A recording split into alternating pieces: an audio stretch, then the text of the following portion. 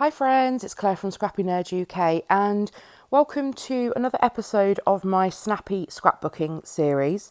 So these videos are designed to show you how you can create a layout that comes together very quickly. This layout took me 25 minutes, which if you're anything like me, normally a layout can take an hour, sometimes 2 hours, depending on how detailed and intricate it is. But you can create a super layout with very minimal time, so it doesn't need to take that long, and this is what this series is about. So this is number 4, episode number 4 in the series. So here I have grabbed, this is a paper from Chamel Sparkle City, and I was inspired by this paper because it's got all these houses on, and I had some photographs from when we had the leak in the house earlier on this year. And so the photographs are of my craft room, that you'll see them in a second, that are all packed up, and I wanted to tell the story of this happening. So I grabbed this paper, and what I've done is I fussy cut out just the top line of the houses to separate that from the cloud part of the pattern paper. And what I've done is I've trimmed down. Originally, I was just going to reattach it by adding an extra bit of cardstock on the bottom, and you'll see in a second what I'm doing. But I actually decided I wanted a white border, and so I trimmed, I think it was about 1/2 inch off of the side of the paper to give myself that white border all the way around. And yeah, so I've cut the houses out, and then I am going to pop them up onto some foam because I wanted to give those some dimension. And these is just some cheap fun foam from my local Hobbycraft, and I'm just going to stick those down. Nothing too exciting here, but this is great to be able to cut out an element from a 12 by 12 paper and reassemble it again back in the same format, so back in the shape that it was in. And yeah, as I said, I was going to do this by adding another piece of cardstock on the bottom to keep it 12 by 12, but I did decide that I wanted to just mat it onto a piece of white cardstock instead. So just adding some double-sided tape onto the back of the foam. This always drives me crazy because I always struggle to get the double-sided tape off of the foam, but it's done, it's fine. And then I love how this looks because it gives you that dimension of it being lifted off the page.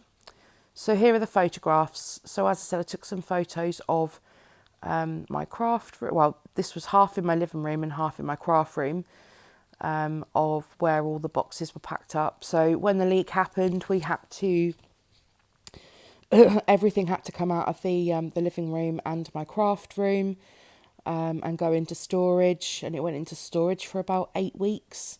So it was a bit of a nightmare, and we had dehumidifiers in and an industrial blower, so there was dust everywhere. It was an absolute nightmare, but for me, it gave me the opportunity. There was nothing wrong with the design of my craft room, but it did give me the opportunity to think about what I wanted to do with redesigning it. So when I had all of my stuff back from storage, how I wanted my craft room set up to be. And so I wanted to document the fact that we'd had the leak, but this will give me the opportunity, or gave me the opportunity, to have a think about if there was anything in my room that I wanted to change. And this was the time to go for it. So I've just I've matted my photos onto some white card. And then I'm just going to place just a single layer behind each photo. So I've just used this scrap of the navy blue paper. And then that's a little tip there. Now that the left side of that photo is actually going to get covered up with this other photo. So the scrap of paper wasn't big enough to do a full map behind it, a full layer behind it, but it doesn't matter because this is going to be overlaying it, so it's going to be hidden anyway. There we are. That is my, those are my 2 photos down. So next on to the embellishment. So there was some bits in these are all from Sparkle City, so there was some bits in the stickers, and I can't remember what else I use on this actually, but they all work for what I'm trying to say. And when I'm recording this voiceover, I did this a couple of months, I think I did this layout back in June, and when I looked back at this, I was like, why did I write inspired when I'm talking about the fact that we've had a leak? And then I remembered the reason why I wanted to document this and the fact that I had the opportunity to redesign my craft room. You'll see there that the dot from the eye seemed to have just disappeared, and I was convinced that it was stuck to me somewhere. But luckily in that thicker pack, there were some circles, so I could just use that. This is a little bit of a hack. So I am Frankensteining an ampersand into an E because I've run out of E's in this pack. So my title for this is going to be Inspired. And then I'm just coming in with some other embellishments. So here are the puffy stickers. And this one says Dream Big, and that was perfect for the story behind these photos. And then next I'm going through the little 4x6 sticker book and deciding if there's anything in there that I want to include.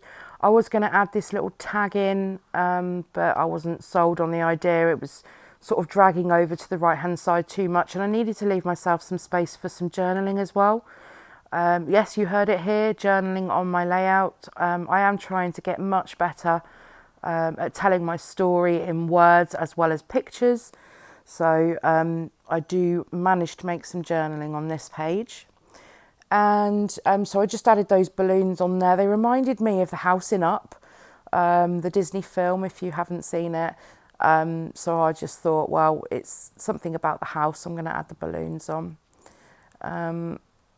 And then I'm just going to go around the pattern paper here with my black fine liner, my black fine liner, and I'm just going to add a faux stitched border all the way around, just to separate the pattern paper from the white cardstock, especially because they're 2 light colours.